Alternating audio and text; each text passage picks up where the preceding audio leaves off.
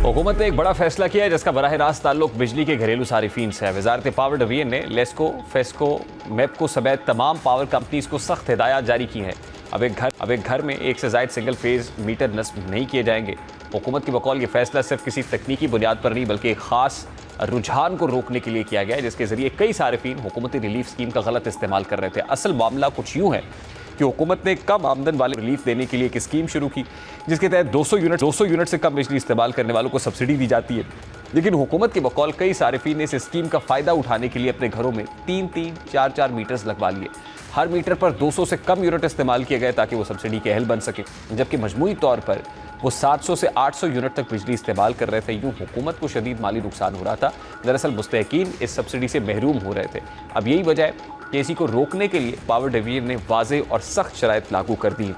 अब अगर कोई शहरी अपने घर में दूसरा सिंगल फेज़ मीटर लगवाना चाहता है तो उसे ये साबित करना होगा कि वो अलग पोर्शन में रह रहा है।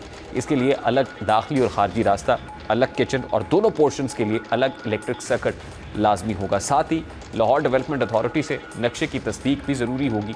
इसके अलावा वहाँ रहने वाले ख़ानदान 50 रुपये के स्टाम्प पेपर पर हलफनामा देगा कि वो वाकई अलग अलग है। पावर डिवीजन ने यह भी वाज़ेह किया है कि जिन घरों में पहले ही एक से ज़ायद मीटर नस्ब है उनके खिलाफ क्रैकडाउन की तैयारी की जा रही है। लेस्को ज़राए के मुताबिक ऐसे तमाम घरों का रिकॉर्ड चेक किया जाएगा और खिलाफ वर्जी की सूरत में इजाफी मीटर्स काट दिए जाएंगे। इसी मामले में अचानक छापे भी मुतवक्के हैं।